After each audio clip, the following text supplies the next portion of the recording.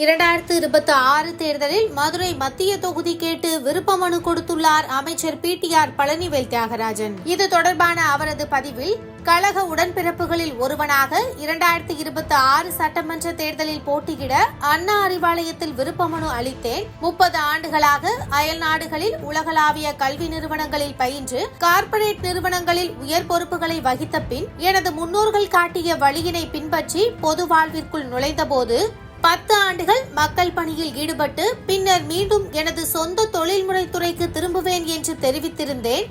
ஆனால் என் தொகுதி வாக்காளர் பெருமக்கள் முதல் தேர்தலில் அளித்த ஆதரவை விட அதிகமான வாக்குகளால் 2ஆம் முறை வெற்றி பெற செய்தது மட்டுமின்றி என் பாசத்திற்குரிய தலைவர் முதலமைச்சர் ஸ்டாலின் தமது தலைமையிலான அமைச்சரவையில் பணியாற்றும் அரிய வாய்ப்பை வழங்கினார். அதன் மூலம் என் வாழ்நாளில் இதுவரை இல்லாத வகையில் மக்கள் நலனிலும் மாநில முன்னேற்றத்திலும் குறிப்பிடத்தக்க தாக்கத்தை ஏற்படுத்தும் பணிகளை நிறைவேற்றும் நற்பேறு கிடைத்தது.